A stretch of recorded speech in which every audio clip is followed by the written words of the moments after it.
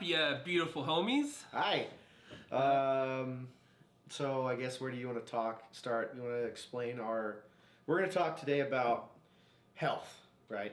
Yes. I want you to, if you don't mind, just explaining our logo of the guy surfing a little bit more. Yeah. So, I was playing around. You're not official till you got a logo. So We're official now. Woo! Episode 2.5. Who knows? But we're here and we're official. And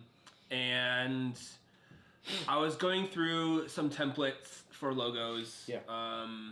I explored health. I was exploring. I mocked up a matcha dudes logo, and it had some like tea leaves and like teapot, but okay. I feel more encouraged with MHANCast as a name now. Yes. Because I was playing around with that, and I think it's one of those things where like it's kind of funny, but also because like even if you made matcha an acronym for something else, it got really long. It's long. And it like hard to fill up that space. And then it's like the name outside of the acronym, like what is it really saying? Yeah, what do we stand for? And at least like with MHANCast, we can it's eye or ear catching in terms of like our main target audience of who we're trying to help. Yep. I mean, it's spelled MHAN. Yeah. Managing health, authenticity, nuance, and connections. And so maybe there's another hidden C in there, or maybe it like I added connection because while you could put connection like as under maybe like health or authenticity. Yeah. I feel like a huge part of life is the connections and relationships you have. Well, it's because we as human beings, we're social animals. Yeah. We really are, and that's where a lot of our, like you said, big T and little t traumas come from, is from those connections, and it's also where the greatest progression in our lives come from, is the connections we make throughout our lives. Little H, big H happy. Yeah, exactly. And so I kind of snuck that into our logo, and we'll have to play around with like adding and bringing that up. Yeah. No, I have a lot of experiences in the different connections and stuff, and I know you do too. Yeah. Because a lot of that has made me into who I am today. Super happy for that. Some things are, a little more negative sometimes on those different connections, but yeah, connections are a part of life. And so I was getting those words together and trying to figure out a way to fit them into a logo with some type of symbol that flows with what we're going after. And I eventually gravitated to the surfer because I see a lot of similarities between like surfing and navigating life. It's like a bit of a flow and a dance. Sometimes you're gonna fall in. Sometimes it's gonna be, the waves are gonna be choppy. Sometimes they're gonna be smooth. And ups, downs, yeah. Whirlpool, just smooth. And it's kind of up to us as people to figure out how we want to navigate and like to go through that. The only other like image that stuck out to me, and I wanted to bring this up, was there was an image of a guy fishing, and I knew you would like that. Why not? No. Thinking of that, the fishing side, and there's going to be a lot of people and a lot of women that say that just fishing is just dumb because you are turning off your brain. You're going just constantly. It's like, no, I get that. I'm glad we went with the surfer because the ocean. I mean, it's a saying too. The ocean of life. Okay, just navigating life. It's ups, downs. You're gonna have mysterious, not know where you're going. You're gonna be lost. You're gonna be alone. You're gonna feel like you're alone. You're gonna have no point to go towards. You're gonna be caught up in storms. You're gonna be caught up in just where the wind just isn't helping you, and you're stuck in one spot. So yeah, I agree with you. Part of me is sad because it's not fishing. This was my main thinking of not choosing it. It's like if something comes up once, it's a coincidence. But if something comes up twice, there's a meaning behind it. Yeah. And the fact that if it was a fisherman and we have cast in our name, I think at that point, there's going to be people that are... Oh, this is a fishing show. Yeah. We can make it into a fishing show.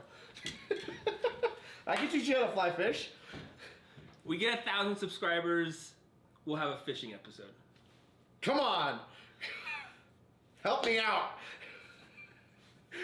But it's just going to be me and you because some of our other friends are a little crazy. Can I do 360 fishing? Just not with fly fishing. Okay. Regular lure fishing, sure. So going with the surfer and fitting in both the acronym with the MHANCast there, I think it's good logo to get us going. Yeah. No, I like it. Yeah. I like it. Now we just need merch. I'm over here just like trying to find 20 minutes here, 20 minutes there to edit videos, and you're just like, but what about merch? I'm like, who has time to create merch? I know people. I just need to give them the logo and they will make us stuff. Okay? Alright. Alright? I would wear it. So would I. Get a hoodie. I'm not putting anything on this hat. Don't even start. You looked at the hat. Don't even. I was glaring at the print sheets on the wall. Oh, lies. No, look. I know. Because I was like, merch, we could just iron on. We're not ironing on. I know, but that's where I was looking. I was looking at your hat. Yes, that was great. We'll talk about that at some point. But merch cowboy hat? Ooh, that's expensive. No. I've always wanted merch that's like a sports jersey. Okay. Where we could potentially also give unique nicknames to people. We're gonna need to have a meeting on this one. Okay. All right. But let's get back to what we're talking about. So, because of our logo, we wanted to talk about health as a big key thing and health is such a broad subject. And we're going to be talking about physical health today, right? Yeah, I want to touch a little bit on the different neuro chemicals that sometimes relate to physical health. Yes, I mean they technically all relate to physical health, but mental, neuro, emotional health and physical health are all encompassing. Yeah. They are all important. Yeah. But because of that, each one should have its own dedicated talking points that go in deeper. Yeah. I mean, you met me 8 years ago. Mm-hmm. I was a whole lot bigger then, and I was a whole lot more depressed then. I recently, in the last 2 years, and this is just more of a pat on my back, I lost 47 pounds.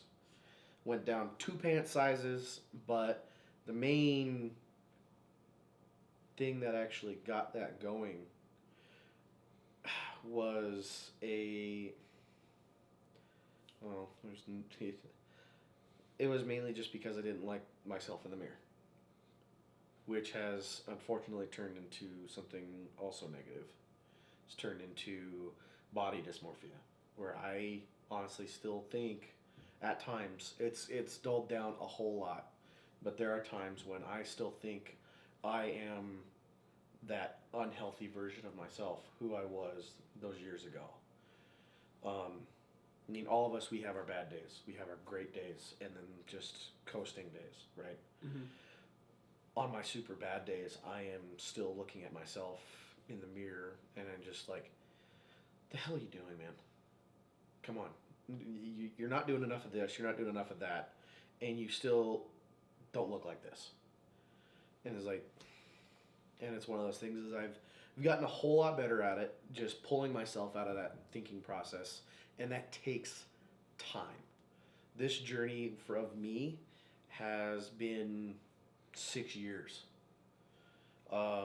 Which unfortunately made me go down some very dark paths with things I know I shouldn't have done and things I know that I'm talking to like current family members, specifically my cousin. I'm trying to help him out, and I hope you're watching this, buddy, because as soon as I announced this, you sent me a message right away. I love you. I just love love. You love love. I love love too. No, but yeah, there's a lot of things that affect everything else, and it is this huge circle, and it's constantly one is feeding off of the other, and it takes time, which a lot of people don't understand that. It's a patience game. It's a patience game, just because, and that's why I also don't really like New Year's resolutions either. It's one of those things is like the gyms are just piled in with these New Year's resolutionists. It's like, I'm going to lose weight, I'm going to do all this, and they are doing way too much up front. All at once. No, yeah. Instead of taking the small little steps. Because like with my health journey, it started with my eating habits. Because my eating habits were garbage. I was constantly eating fast food. I used fast food as a coping mechanism when I was having a stressful day, when I was depressed. Yeah. My anxiety was through the roof. I just constantly used that, quick little, 99-cent heart attack in a bag as a coping mechanism. And so many people do it just because it's quick, fast, it's easy, and, you make yourself feel great for a little bit. Yeah.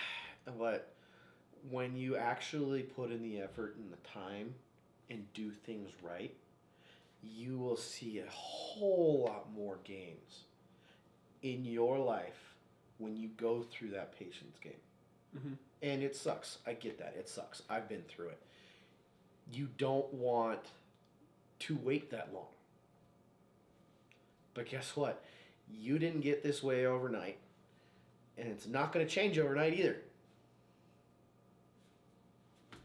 So, there's a lot of things that go into it. I've dug into the physical side of things for a long time, going to the gym, my eating habits. The last 2 or 3 years have been going into the, neuroscience of different things, different hormones, different thought processes and stuff like that. So I don't really have a whole lot to say on that. I have some things I can say, but... And it's such an interesting journey because you can learn lessons and then think you have some of the basics down. Yeah. And then relearn them through a whole new context. Or from a different perspective. Yeah, so like for example, my last about year. Yeah. I had been making over the last 5 to 10 progressions in health when it comes to like overall well-being, diet, like being able to like deal with depression, especially in like winter months. Yeah. And feeling momentum there. And then obviously the COVID in times have complicated and added layers to it. I actually lost most of my weight during COVID. Okay. Yeah. I probably put on just about like 10 pounds during COVID. I lost 20. Okay. Yeah. I got some hate for that one. I got called an asshole. Yeah, I think each person's ability to take on more or transform in that time, it was roll the dice on where they're at and what they were immediately able to, or over time able to do. Yeah. But generally feeling pretty good that if I needed to bunker down, I knew where the habits lie, and then even on off days, I wasn't too bad. Yeah. And then this last year, so I was running for political office, taking a lot more responsibilities. Technically, it's all for the chance at a job, so you're taking on like unpaid work and adding stress from like managing essentially 2 jobs, but one's unpaying. And then for me, I had never run for office, or I'd only done like day-to-day campaign things like knocking doors or calling people, like organizing something to the extent of trying to outreach to 40,000 plus people. Yeah. And in that year, there was the voice in my head saying that putting more of that pressure about you only have X amount of time to run this election, start making cuts or cuts to health or day-to-day things. Yeah. And at first it wasn't that impactful, but when you start making those cuts week in, week out, long run, it is so harmful for your entire body. So I went from being like 199, 200 pounds, which is the highest I'd ever been, to over that time getting up to 219, putting on from those 10 COVID pounds an additional 19. Yeah. Because I was doing things like using like food to cope, and I think just also the stress load that cortisol. And I stopped exercising as much. And just circling back to, I think if I took the time, even though I was making cuts like, oh, this is due by midnight, it'll be better written if I don't work out. Yeah. I think that was just a cop-out. I think overall, if I take that period, if I kept health as a pillar, I would have been more effective and healthy and energetic through the year. Yep. Which would have overcome any small work task that I was cutting health things for. And now that I've had that experience and know that, I have this context of, oh, it really is like the most important thing. Yeah. I mean, okay, so take this into like, as an example, you have somebody who day in, day out, they are constantly drinking soda, they're constantly eating fast food, sugar, like super processed sugar, not even natural sugar. I mean, they don't really. That's the food is a whole other subject, but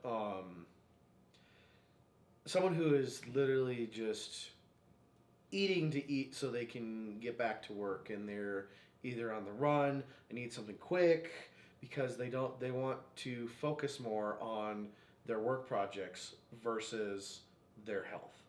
They're the people who are going to have more health issues with more high likelihood of like diabetes. I mean, the list of illnesses is astronomical of what is really going through your stomach and what your immune system is able to fight. And that's the thing is, when you compromise what you eat, it compromises the building blocks for your hormones to help you fight off just all this shit that's out there. I mean, we as a society and a human race know more of what like diseases, bacterias, and viruses are out there than we did 50 years ago. We have better technology because of it. I mean, that was one of the biggest things too when it came down to severity of COVID. Yeah. It was age and weight. Age, weight, and prior health issues. Yeah. Like I had to, and this was a very big thing for me, was because of my family. Both of my parents have those what's the word I'm looking for? Ongoing conditions? No. They had underlying conditions that were already present conditions. Pre-existing, yeah. Yeah, pre-existing. Thank you.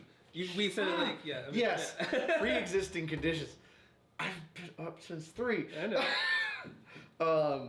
pre-existing conditions, and I'm not going to tell you what it was or what it is, but because of that, I needed to get vaccinated because I wanted to make sure, and please, we're trying to stick around just health in general. We're not trying to get political or any of this vaccinated. Please leave that out of the comments. We beg of you. We do not want to be bringing that into this podcast. You can throw in the comments, but we're probably not going to react to it because neither of us have medical degrees. That's very true. I'm a construction worker, but I felt I needed to do it to help my family out. So that's why I did it.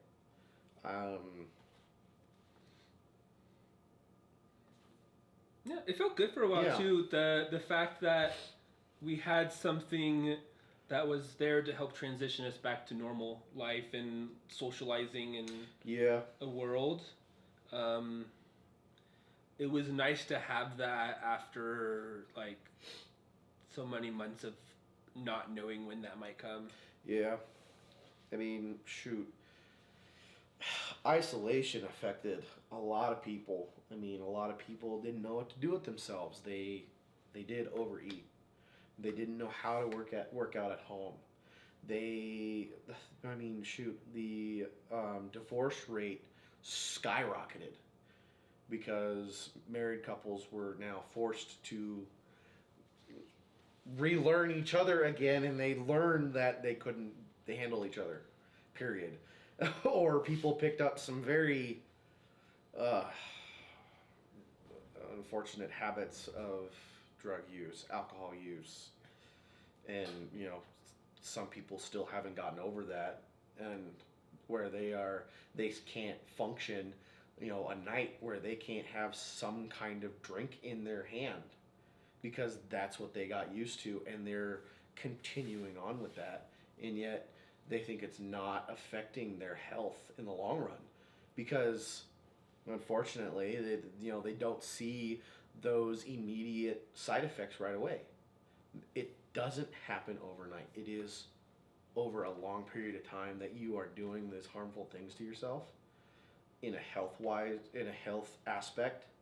Like me, in all of high school, my breakfast for 4 years, my breakfast for like 4 years was either a soda, a Monster energy drink, or some kind of energy drink, a overly processed breakfast sandwich, just full of so much bad shit. And I did that for like 4 years. I got pulled out of school because I keeled over in pain. Everyone's thought I had appendicitis. My appendix blew up while I was in my second period class.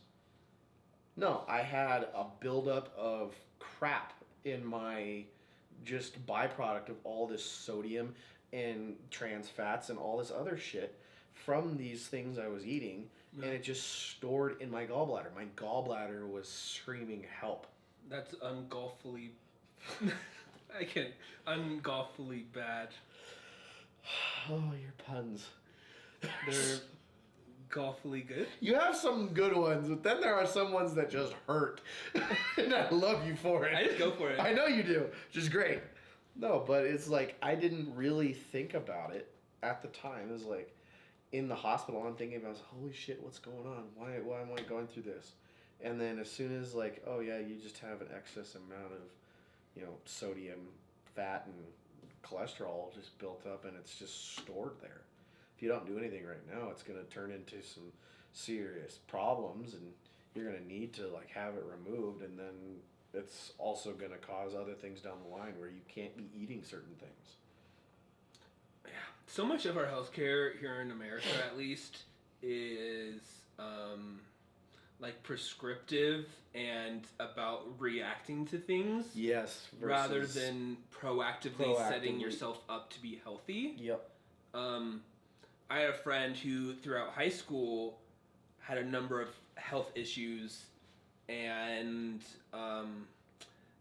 doctors really didn't know what it was. They tried giving different like medicines to deal with it, and it wasn't until her like senior of high school that through her own testing out of diets, found out she was actually allergic to lactose, so like milk and cheese. Yep. And nowhere in her process were people and doctors actually like, let's look at your diet and what you're eating. Yeah. They were like, There's there may be some medicine, or if things get worse, we can do some type of like surgery. But like, they want to overly prescribe so many other harmful drugs just to prescribe drugs to just to get you out the door. Yeah. Their business model has become something where it's more beneficial to their practice and where they work. Yeah. If they can have an accrued and overtime cost rather than kind of be the like give it to you straight person who tells you the deep changes that you can yourself make, and it's maybe just like they're there to support you because it could be hard, and it often is. But that is one of the biggest gaps I think currently with health is many people go to their doctor to be that skilled expert on the subject. And a lot of these holistic approaches to being centered in health and being proactive doesn't fit in with the traditional physician's model that we have here in America, which is about insurance and money. Well, yeah, I mean, shit. I mean, okay, this is gonna probably shock some of my family when I say this, and I'm so sorry that none of us told you. I don't know who told you, or if anybody did tell you. I told you guys because it was at the end of the year. What was happening with my sister? Oh yeah. Okay. Well, they thought she had cancer. It wasn't cancer.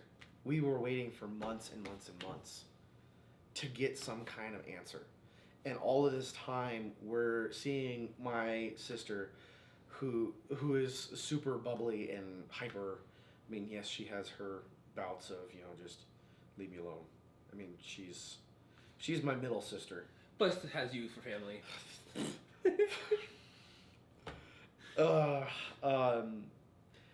Well, she was just super lethargic, super just tired all the time. She went to go get a blood test and it came back like I get inconclusive or whatever, and they said, "Oh yeah, this might be cancer." Might be cancer. Okay, why aren't we going towards a specialist? Why are you telling us this? And it's freaking us all the fuck out. Yeah. And then we gotta wait. Found out it was just because of some medication she was taking. And then she got off of it. She's about to get on some stuff that's better for her, which is great. It's awesome, but... No, yeah. That's how I end my year. And one of the reasons I think why we're trying to be another voice for proactive health and puting more into conversations and being open about it. Yeah. Because our system, right now, it's an uphill battle for a lot of people. And often healthcare is like one of the biggest things and issues people say that they have concerns or worries about. Curious, if someone were to come up to you and be like, what are 3 things that if I did better for myself and my health, what would be the top 3 that you'd recommend? I'm curious to what you would share with that person. What I would share with that person is like if you wanted to, I guess, what comes to my mind, first of all, and it's because when it comes to your physical health, yes, there's working out, but You got it's it's 80% of what you eat and 20% of how you work out. And then the third thing is, I guess, would be you need to focus on like some type of meditation, whatever can ground you, and where you can do a lot of like in-depth thinking on yourself. Yeah. But each one of those things is super detailed because not everybody thrives off of the same diet. Not everybody thrives off of the same workout plan. Not everyone thrives off of the same meditation plan either. I mean, we are all super unique because what works for me probably won't work for you, and what will work for you won't work for me, and whoever's watching this.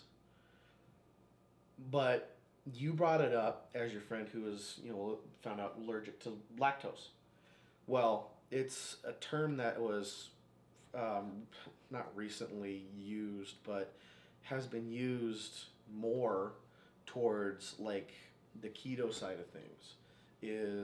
And that specifically goes around a specific product, and I'm not going to name the product. You can go find out what I'm talking about, but like the butter coffee. That was mainly around the keto diet because, you focus on mainly your fats and proteins. Yeah. Well, guess what? Your body does need carbs, fats, and proteins. Yes, you're low carb, but I tried the keto diet for a while. My roommate, he saw me try it, and he had to tell me one day, is like, dude, why are you forgetting things that even where you put them? It's because my brain needed those carbs. And on top of that, there are some other, things that I did not like of what happened with me on keto. There was a lot of yes, healthy fats, but when your body is full of those fats, it does not know what to do with it. And actually what happened to me is, yes, there was those other things that, happened first, but I started feeling like super run down, and my kidneys started hurting because of the amount of fat I was bringing into my body. And I just said, okay, I gotta stop. This is done. I can't do this. I've tried a lot of different diets, but going back to the fact is, I would say you need to focus on what you eat, because what you eat, yes, will make you happy on certain things. But when you eat healthy, there are so many other ways of making something that you love. Like, let's say pizza. Let's go with the main ones. Pizza, cake, burgers, all those main staples that we grew up with. And a lot of those fast food chains, there are healthier ways of making those things. And it just takes a little bit of research, a little bit of time to actually figure all that out and how to do it. I mean, and then on top of that, cooking it yourself. That is a form, for a lot of people, a form of meditation. Yeah. I mean, when I am cooking, I'll throw something on as white noise in the background. But I can really start getting a lot of those thoughts I've had just throughout the week. Because I do meal prepping. You know that. I've shared a few of my meal prep recipes with a bunch of our friend group. And I meal prep, so Monday through Friday, my work schedule. I make my breakfast, my lunch, and my dinner. So all of those have changed and evolved over time based off of what my body needs and what my goals are. There are so many different tools out there that you can use, and I can go into that in a deeper episode at some point of what I've used and what's helped me. If you really want to know, I guess leave a comment if you really want to know. That's the best way to know what people... I know. I get that. I get that. I'm just letting them know. Okay. I mean, they know. They're there. Fair. They're watching us on their phone right now. But yeah, I can go into detail about what I used and what worked, what didn't work. But that's the thing. what I was going with off of the keto thing is there's a term that was used. It's called body hacking. Is where you start taking stuff out and keeping a log of what has changed in your mental, your physical, I mean, how you react through the day.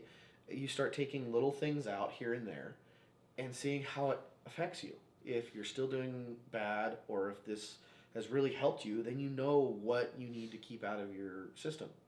But it's that changing of, oh, I just need to eat because I need to get on to my next thing. No, food, what powers you. It is the fuel that runs everything. And if you are putting in shit, everything else that you get out of it is shit. Now, yes, there are going to be other people on the other side of things, whereas like bodybuilders, they just need to eat the calories just to eat the calories. But that's the thing. They are going to the gym to burn off all of that crap.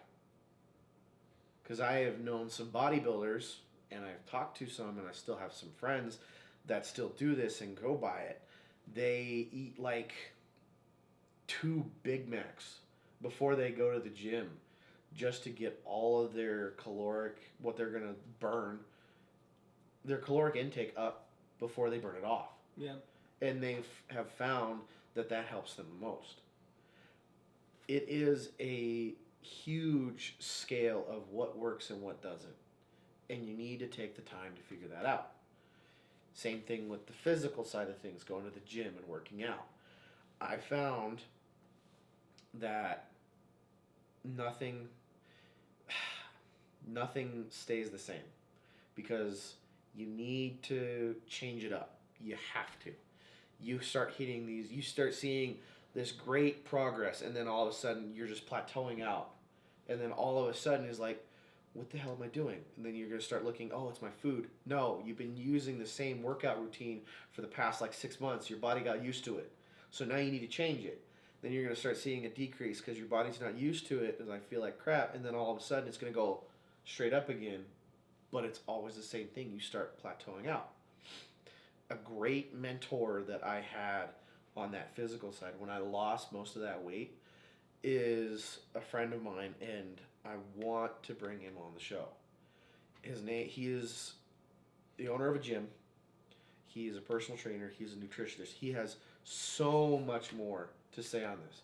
And I used him to help me with my eating habits and my physical, workouts. Yeah. His name's Jeff. Amazing guy. Amazing man.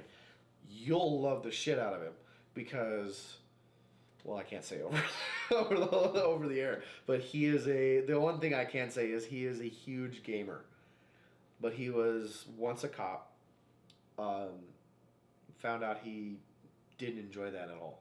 What he really enjoyed was going to the gym and helping, transform himself, and then others around him were coming up asking him. That's how it started. So he was a great mentor of mine, and that was when I saw the biggest change from that 47 pounds I lost. Because it was, for a long time for me, it was, losing 5 pounds, gaining more muscle mass. So I'm not losing weight, but I'm gaining muscle, and now I'm steady. And then I would change, and it's just a constant flux. That was like the first 3 years of my health journey was just that constant flux of going up and down. And when you're in that constant flux of going up and down, it doesn't feel like it's worth it. But it's when you actually change your mentality and thinking process behind a lot of this stuff is when you are going to see the biggest growth. And when I got a mentor to help me, that changed my perspective. It was when I made the biggest progress, is because we are socially constrained by our perspectives on a lot of things. I think it makes sense that you had more leaps in growth when you had community or a mentor in an area. And then sometimes when you're thinking about said activity, you also have their voice in your head supporting you, which can go a long way. Oh, yeah. I mean, shoot, Jeff still texts me because since he's the owner of this gym, he still texts me if I miss a day saying, hey, where are you at? It was like, dude, I got caught up with work, or, you know, I tell him I got sick. Those are like the main things of why I would miss. Because I go, okay, when I'm not playing softball or going to like paddleboard, when I'm doing those physical activities, like on a Friday, I go 4 days a week. So, and like on there are different body types and different types of, you know, men out there. A majority of men, they fall into the trap that they need to run. They just need to run. Running's a trap in general. No, it's cardio, yes, but there are different ways of doing cardio. There's the rowing machine, there's the elliptical, there's the Stairmaster. Yes, there's the treadmill, there's physically running, there's swimming. Depends what you're after too. Is it weight loss? Is it muscle growth? That's true. It is all dependent on your goal. But where most men lose the most weight is when they're actually doing physical weightlifting. Men in general, because of the different hormones, testosterone mainly, and there's a bunch of other hormones that affect testosterone, but a big one's cortisol, which stores around, you know, the fat in your body. Cortisol actually diminishes the production of testosterone. And testosterone helps everyone build muscle. And free-floating testosterone specifically. Throughout our entire, you know, vascular system, there is testosterone hormones going through it. And that goes through your muscles, your bones, everything. My bones! Your bones! Them bones! But what I was going with is that most men, a majority of men, see the most gain on when they're dealing with their physical fitness journey. The most gains that they see is when they're actually physically lifting weights versus running. But there's a balance. You need to exercise your heart, and that is, you have to, because there are a lot of bodybuilders who they just focus on building muscle.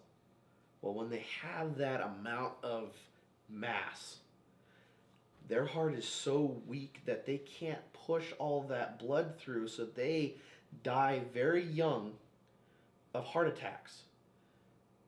But that's also probably because they're using other things. No.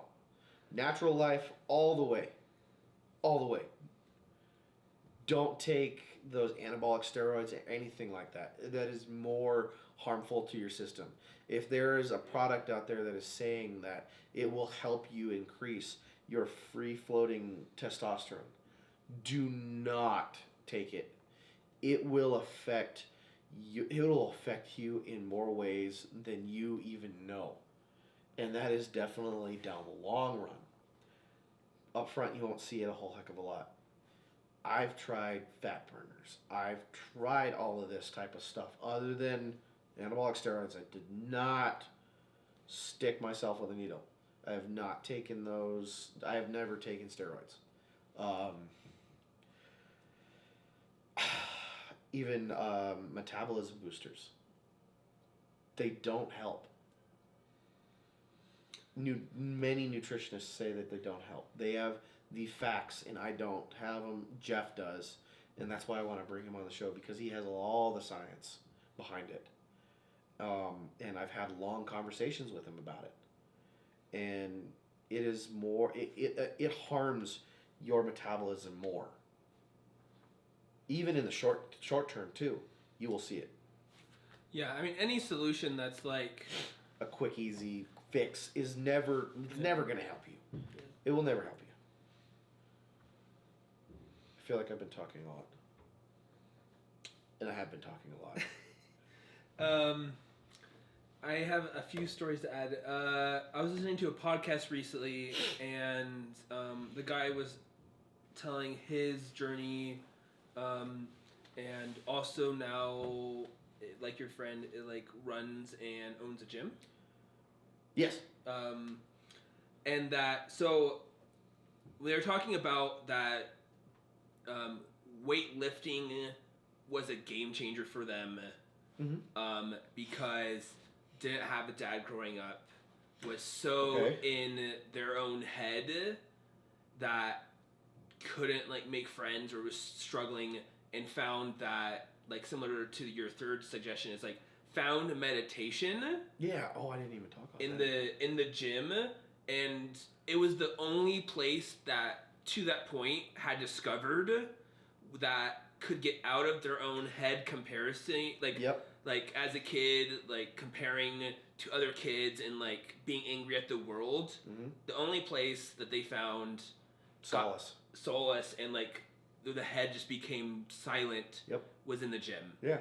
And then he went on to say, though, that now going from that in high school and college, trying to push the peak of what that is, had never learned proper nutrition. Yeah. And so had almost killed himself and pushed himself to death because he wasn't giving himself the proper nutrients. He was running with just especially 10 years ago, there's less internet. It was probably actually more 15, 20 years. Yeah. Going and hearing a fad diet, knowing one principle of what it's trying to do, and then running on it. Yeah. Pushed him almost to death, where he was passing out. Yep. And funny enough, well, it's only funny enough, I guess, because he didn't die. That one of the things he noticed about his body too was that he wasn't able to get hard and sex drive, yeah.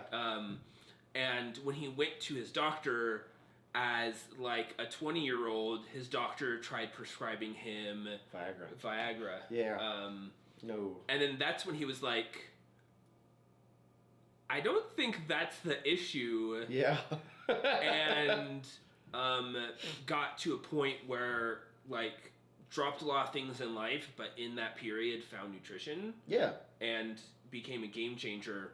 And I found it crazy hearing that story, that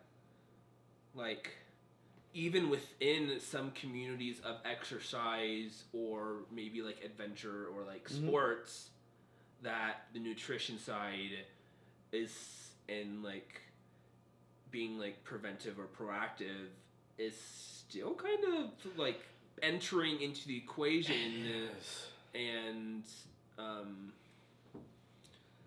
then I found that kind of just a whole fascinating story. Yeah, it is. I mean, how that food pyramid that me and you grew up with learning in elementary school, middle school, and high school is completely wrong. That's right, yeah. Oh, it is so wrong. I mean, what's at the very bottom? That's the bread. The biggest thing you should consume is bread.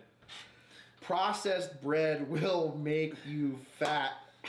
What are you talking about? I just get my bread, I dip it into my milk, and then I put a piece of cheese and a piece of salami on top, and then I'm good for the day. No, you need an equal amount. Okay, so as a general, I guess, building block, and then adjusted out of that is, yes, there. So here's a big thing that happens when we're talking about food, is everyone focuses on calories. Calories in, calories out, right? Well, you need to really actually focus on your macronutrients, which is carbs, proteins, and fats. There are many formulas out there, and I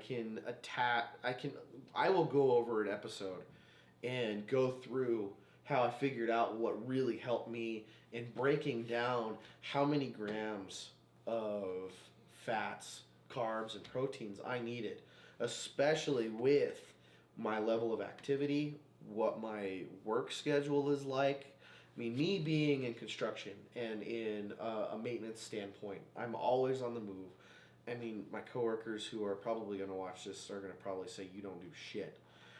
But that's the unfortunate thing about maintenance side of things is everyone thinks you don't do shit until something breaks, and then they want you to do something about it, and you maintenance harder. Oh yeah, maintenance faster, dang it, and do it for free. Make sure that we don't have to charge this at all. Put the main in tense. It's a tense situation sometimes, but there are many different factors of like if you live a sedentary life, if your work schedule is a sedentary life, if you're active, or if you're like on the go, maybe like a couple hours out of the day during your job, and then most of the time you're sitting at a keyboard. I mean, that's one of the other big things of why a lot of people gained so much weight was because they were forced into that sedentary lifestyle of working remote from home. And that's when a lot of people started gaining weight because they weren't going out. They weren't walking their normal path to work. They weren't going to the gym because a lot of the gyms got shut down because of COVID, or there was only so many people that could go into the gym at a time, so you had to schedule a specific time to go to the gym. And jobs have been moving towards sedentary. Oh, for a long time. I get that. But I think one of the biggest things that messes up and makes this so complicated in a modern context is the over-processed sugars and carbs. Oh, yeah. I think if we had, like, treats and meals that weren't so just, like, how could we cram the most amount of sugar into it? Well, it's because they know that these manufacturers of these types of foods know that these things that they're putting in there are so addictive. Yeah. And they try and hook them on so early in life. I mean, look at our breakfast cereals. Our breakfast cereal, I mean, still my favorite cereal is it's still Cocoa Puffs. Yeah, mine's one of those like big like Trix or Captain Crunch that are like. Oh, Captain Crunch! I gotta change my answer now. Fruity Pebbles. And if you go into a grocery store, and all the corner highlighted items are that. Yeah. The high processed. Yeah. So much sugar. I mean, the fact that like you can eat like what is it? Maybe a donut, maybe half a donut, and that's your carbs for the day. Oh yeah. And it's not actually translating really into like nutrition past maybe like giving your brain some stuff to work with. Yeah. But then it's such a like an equation where when it's so processed like that too, very much push it over the edge where you're now on a sugar high followed by a crash. Sodas are so bad for you. And yeah, so I think that's part. Like if we didn't have that as much, I think it would be easier for people to manage. Yeah. Circling back to the 3 things of suggestion. Yeah, I didn't talk about the meditation thing. So I just want to share really quick that I was thinking before you even said yours what my 3 would be. Yeah. I didn't even ask. I'm sorry. I'm an awful co-host. You've been up since 3 a.m. Thanks for reminding me. I'm still going out. I was gonna say pretty much probably the same 3. Yeah. But maybe with slight differences. Okay. Maybe also like on the nutrition one, I think it's also watch what you buy. Yes. Because it's like no matter my level of like willpower and wanting to be like doing my patient push towards a healthier path. Yeah. Like if I had bought in, let's just nondescript cookie brand, it comes like 8, 9 p.m. and I'm You're starting looking for that sugar rush. like I'm not Your sweet tooth. yeah. Yeah, no, I have the same Versus problem. like I have a lot more willpower when it comes to when I'm at the store buying things in the first place. Yep. But for a lot of people, that is tied to who they live with. Yes. And so you might want a health change, but someone in your life doesn't want it. Yes, the support system you have around you really drives that. And so communication becomes this additional layer to you getting your health outcome. Yeah. I think in general, actually, conversation's probably pretty helpful because if you tell people you're on a health journey, you're probably yourself more likely to keep pushing and keep at it. And then, the third point of like meditation is, I think, many people find it in different ways. You can find it in the gym. You can find it going for walks outside. You can find it through meditation normally. And a plethora of other ways where you get out of your own head. Yep. I mean, some people do take the holistic medication of like these psychotropic, natural occurring things, and that helps stimulate that. I mean, our buddy Mike has done that multiple times, and he said, me and him had a huge heart-to-heart about it, where that has helped him tremendously because of all of the other traumas that he has gone through. And I am not knocking anyone that does that at all. Some people it helps tremendously, like our friend Mike, but then there are those other people who would do that type of thing and it just freaks them the fuck out, and it worsens their state of mind. Yeah. I've never heard of I've heard through the rumor mill that there's some people who've done that and never come back. Yeah. In terms of being 1 or 2 degrees from someone and that happening, I've never heard of such a case. I've heard of bad in the moment experiences, which he has had too, but that at the end of it traditionally still gone through some type of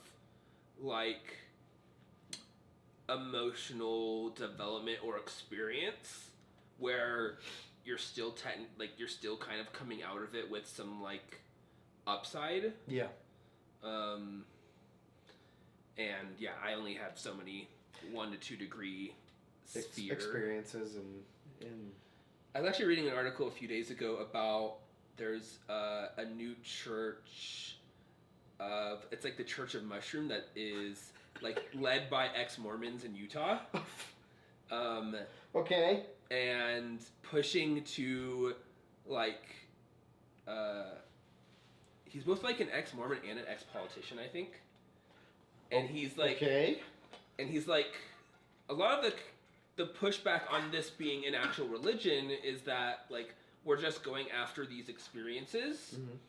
And he's but if those experiences help me live more spiritually and in tune with love day in, day out, isn't that the point of spiritual growth and wellness anyways? Yeah.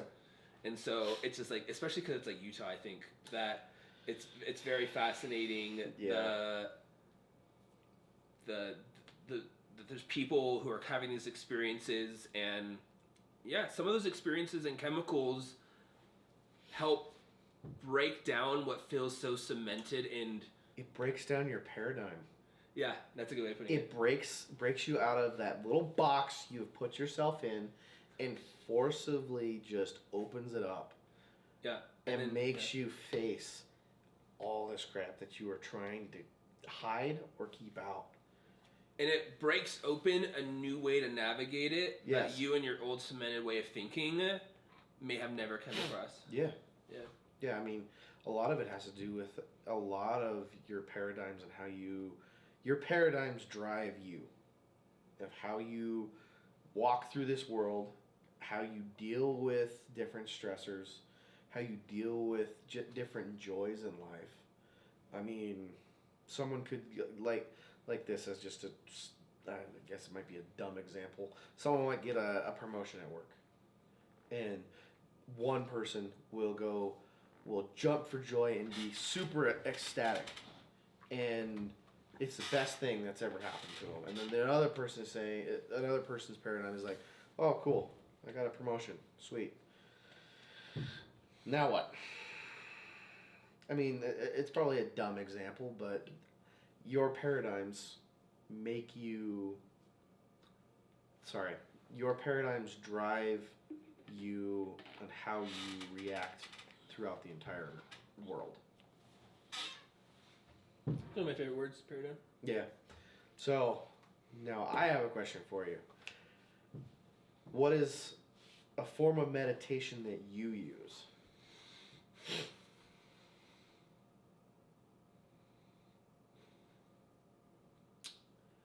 I think exercise and walks. Okay. So physically doing. Yep. Bless you.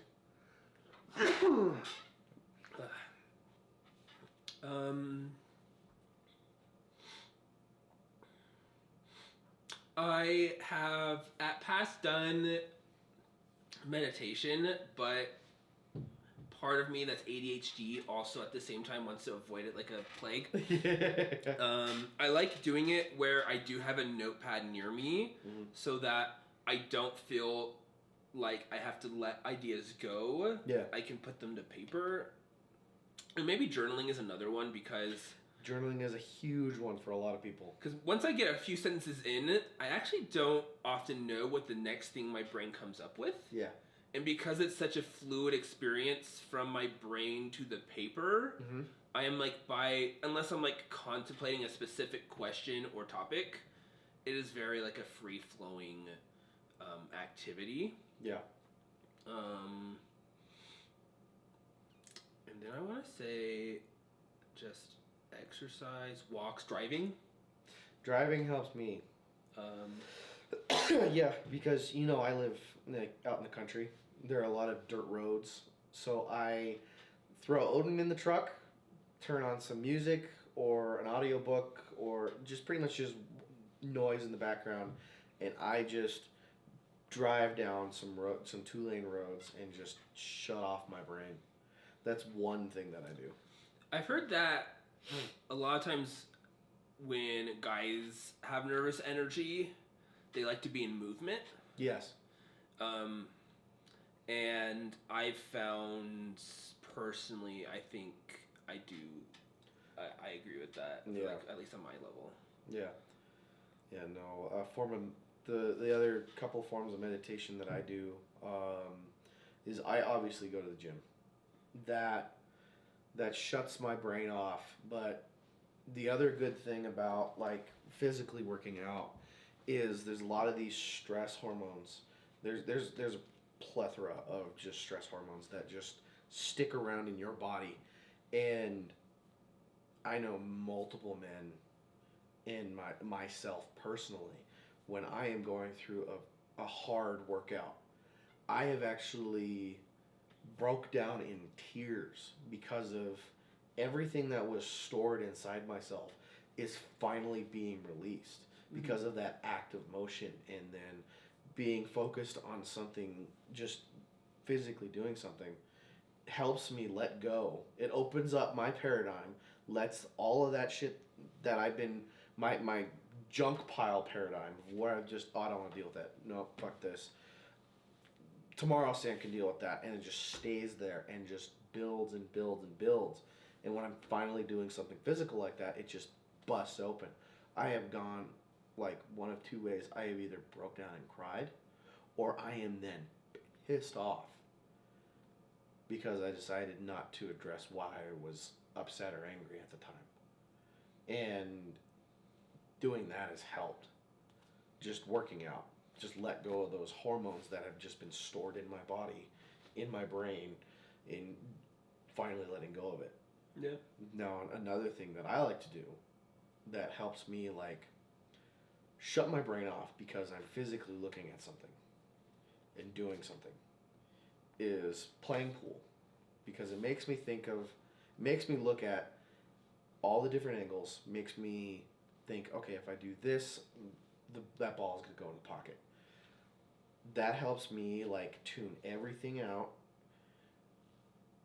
But on the other side of that is I'm overly thinking about something like that.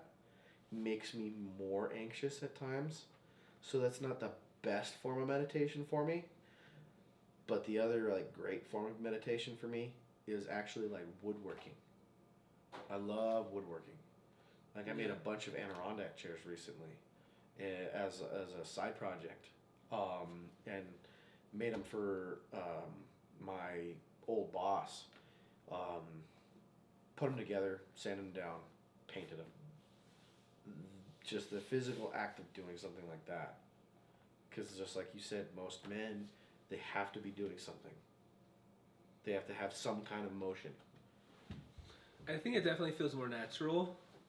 Like, yeah, I think if I like have to ground in and like, oh, I get more anxious when do you? I do.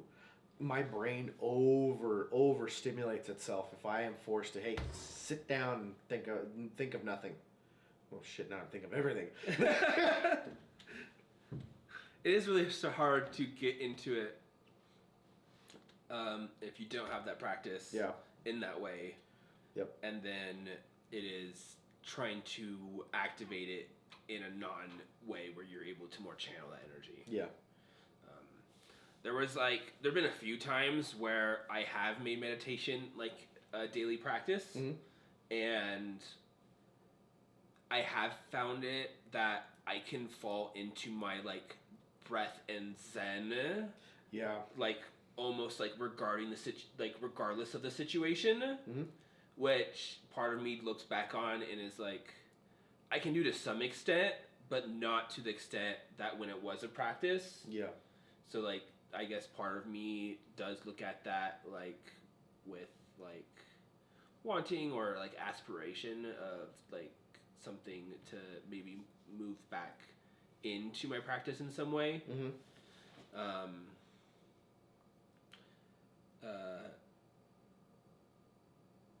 But yeah, like for a long time it was mostly walks.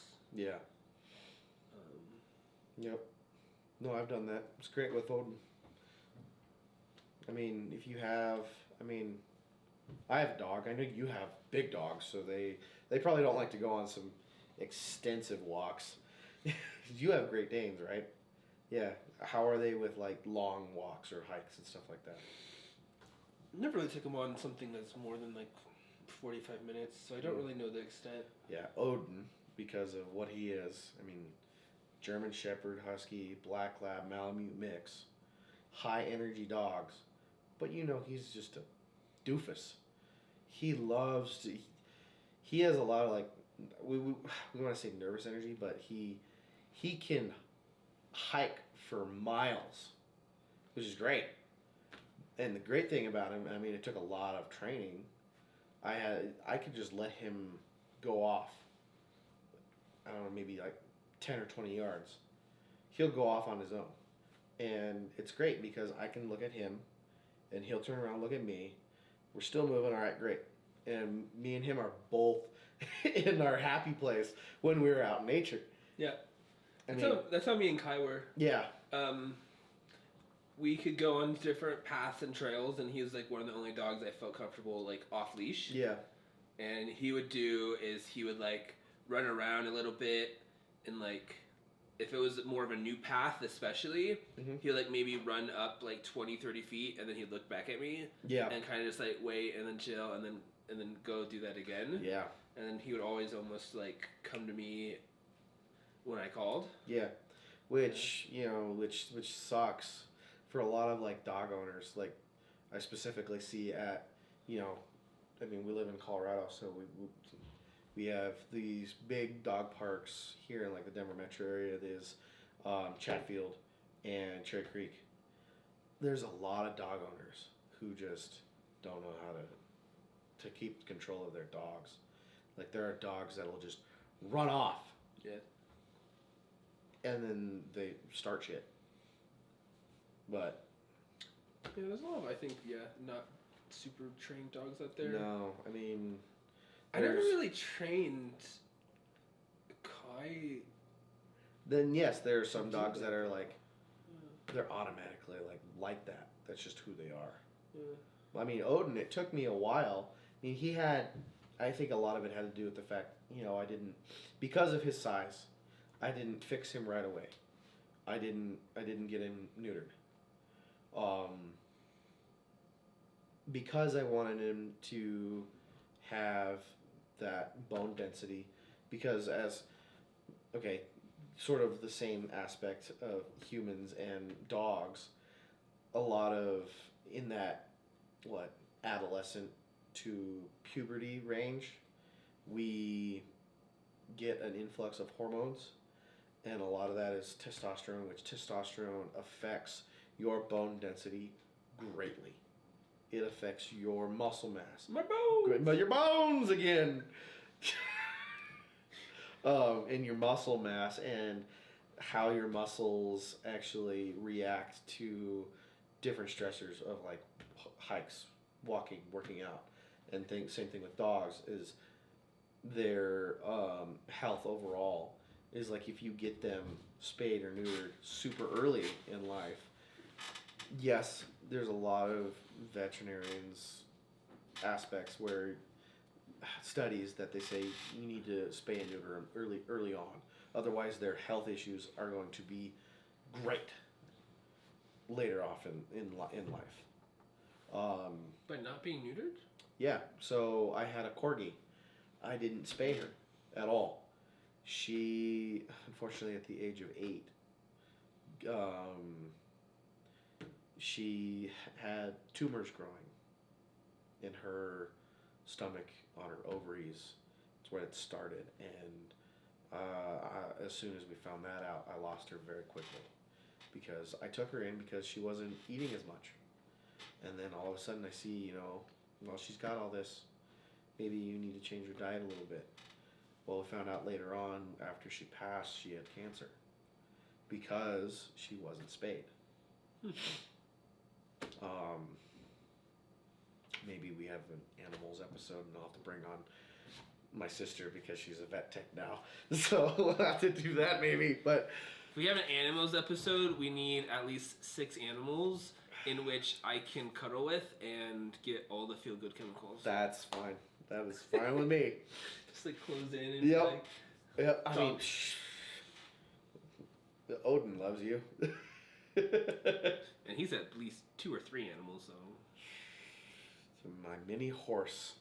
Yeah, we'll put some pictures up of Odin on this podcast, I guess.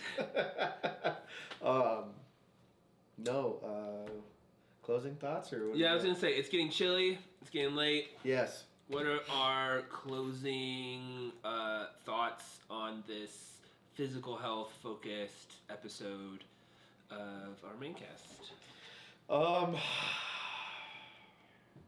My closing thoughts are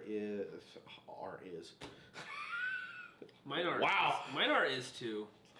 My closing thoughts are: you need to focus on what makes you feel good, but at the same time, what is healthy for you. Now, when a lot of people think of healthy, what's healthy for you? They think of, it's going to be expensive. It's not expensive. There are so many ways, and there are also so many videos and podcasts that go into detail where you can get a lot of these healthy food options just by going to just a discount grocery store.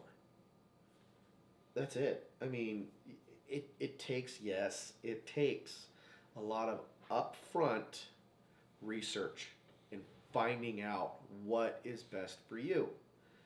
And a lot of people are deterred from that because it's work. Everything good in life takes hard work. Sunsets. Except that one. Oh. Ooh. All right. Yes, and there's a parts to that where it's like time, emotional energy. Yeah. I think what you put in you get out. Yes. And it's a journey that we each go on and can find ourselves at different times. Yep. So if you are 20 and going through health issues, or if you're 50 and haven't been healthy in a decade or two, it still can be a time for you to get healthy. Yes. Health is not age restrictive. And generally, when it comes to just some of the positive impacts from picking up weights, and maybe it's just like a water jug or coming up with routine. Yep. It can have huge benefits. I've even been lately doing like a 10-minute start my day type of, and they're like some of the moves that I go through, because I just find like videos on YouTube. Oh yeah. That's how I kind of keep it interesting and moving around. One of the moves I did this morning was just like, I'm just like going back and forth. But even that can set yourself up for moving around the energy and starting you on that path to, like, bit by bit becoming more energized, more confident, less pain, and starting to open yourself up to what other changes you might be able to make in your life. Yeah. I think physical health is, one of those things at the core center that, like, if you're struggling there, you're going to be struggling intersectionally across many aspects. Yeah. And funny enough, it's also like whenever you see millionaires or billionaires get big, it is almost like, besides maybe like hair plugs, the other thing they get, like, figure out right away, because it's not like your life's not going to be as long or as healthful or as vibrant if you don't have that. And it's one of those things you kind of like, I'm sure the money to get a personal trainer and all that cuts into making it easier. Yeah. And some of the crazy things crazy things you can do at that level. But that doesn't mean that us and like everyday people can't also center that as like a value and something that we go on a journey of discovering ourselves. Maybe one of these episodes I take you on my workout. 100 subscribers. Braeden will do one of my workouts and we'll record it. Okay, yeah. Yeah. Whew. You don't have to do my weight. You're fine. Yeah. I have noticed that putting on like weight, I am like, I knew where my like levels of activity were before, and I do even notice like a shift that 15, 20 pounds or whatever puts on it. Yeah. And like, I guess it's because just the closing thoughts, throw things out there. I've like recently like been, so my brother's place has a treadmill. Yeah. And like Jerry rigged a desk. Oh, you told me about this. To the treadmill. And just casually getting in steps while like doing a work activity, I think has been big. Yeah. Like you brought up earlier, one of the best things people can and men can do is lift weights.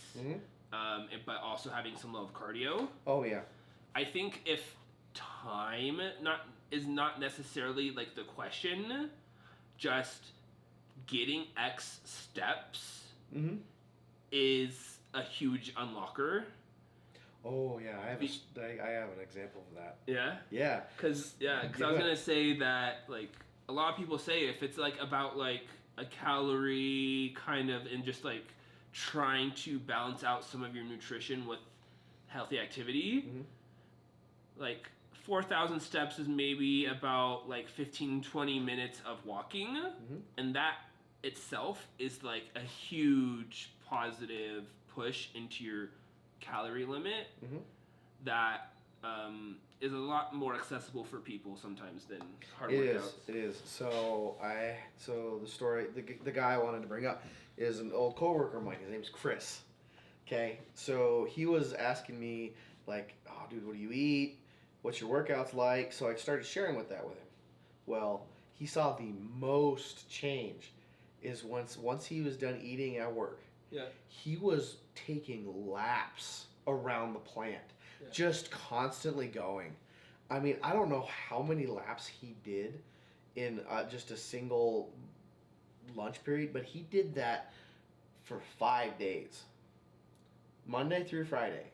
I like walks after eating too. Oh, that stimulates your entire your digestive system because everything's moving, and it makes everything start kicking in.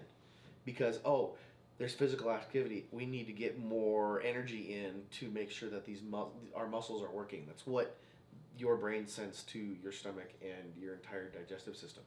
It's like, we need this energy now. Hurry up, quick.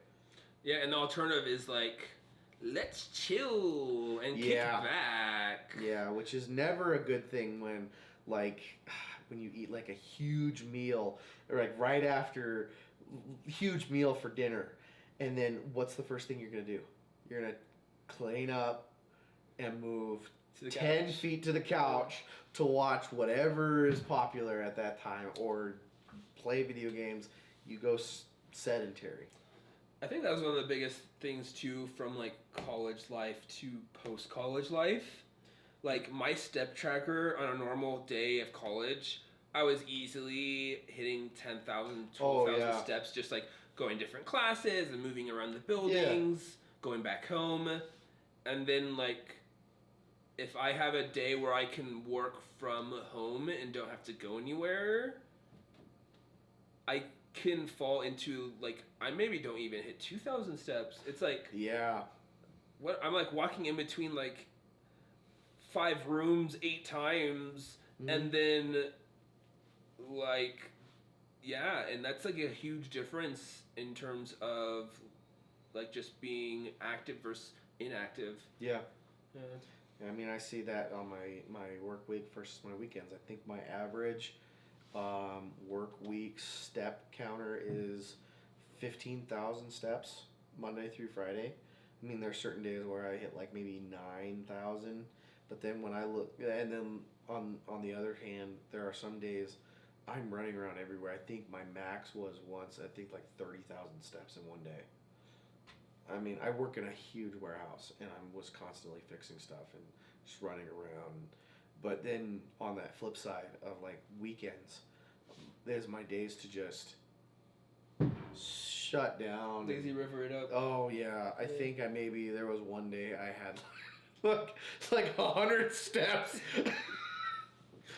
Oh, that was a bad day. But anyway, any level of activity, just make sure you're doing it. I mean, you have to eat healthy. Any level of activity, even that's just walking around, that helps. It does, and that is going to be your catalyst to really start. You're going to start seeing some huge growths. I mean, it did for me. Yeah, and just check in with your body. Yep. If you're trying stuff that's new, it could be like phases, and it can be it could push your body in new ways. But if you're checking in with yourself, you should be able to see when it's just like the level of uncomfortableness that's part of just any change. Versus when you might be pushing yourself too hard. Too hard, where you start injuring yourself. I've had to take those days where it's like, you know what? If you go into the gym right now, you are going to break or pull or tear something. You should not go. And I've had to have those days and have that realization with myself. Is like, today's not the day. You need to go home and rest. Calm down. So. I've been there too. I've almost hurt myself because of that. I had some notes, but we'll keep it till next time. Okay. I think like vitamins is a fascinating conversation. Yeah. That's gonna go more in towards the deeper dive of hormones. And supplements is a whole other side of things towards the gym. I mean, my only thing there that I wanted to share, if while I got your time, is winter and vitamin D. Yeah, that is a game changer for me. It is. Because past years, I wasn't like getting out of seasonal depression till like March. Mm-hmm. And I, this past recent, in like some years I was doing a little bit better, some years, yeah, a little bit worse. Yeah. Vitamin D and taking some like vitamins has been a game changer for me. Mm-hmm. Yeah, I've heard a lot of times people where they have this seasonal depression, B12. Yeah, that's the other one I take. So I'm not sure which one is doing huge dividends, but those two are the big ones I've been taking. B12 actually helps a whole lot more than vitamin D. Just because of the way that it breaks down in our bodies. There's whole articles about it. I'm a fan. My name starts with B. I'm on board. B12. That's like 12 Braedens. Been a while since I was B12. I'm more like B30. So we're both 30. Yeah, I mean I just recently turned 30, so. New club. 30 club. Dirty 30. Woo! Okay, I think we're gonna call it. Thanks for watching. Stay tuned. Till next time. See you out there. See you guys.